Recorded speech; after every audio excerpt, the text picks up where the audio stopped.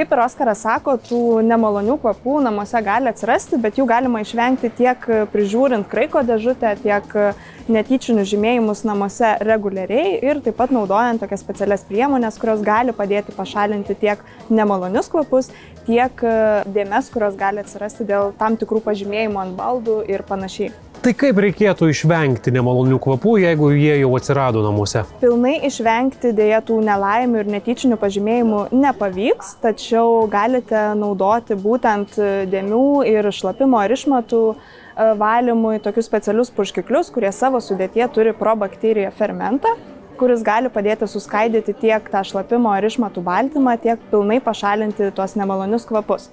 Tai labai yra svarbu reguliarumas, tai ypatingai ties kraiko dėžutės priežiūrai labai svarbu kraiko dėžutę išvalyti bent vieną kartą į savaitę, pilnai pakeičiant kraiką, išpurškiant būtent tokiu purškikliu pilnai dėžutę, palaikant kelias minutės ir tuomet sausai išvalant ir pakeičiant į naują dar nepanaudotą kraiką.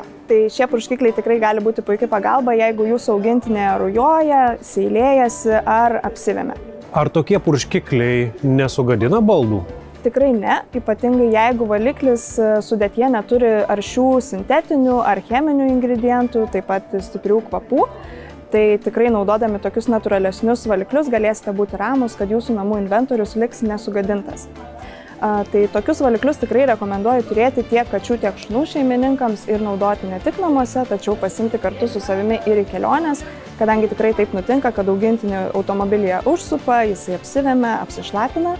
Tai naudodami tokį valiklį galėsite būti ramus, kad jūsų automobilis liks švarus ir be dėmių.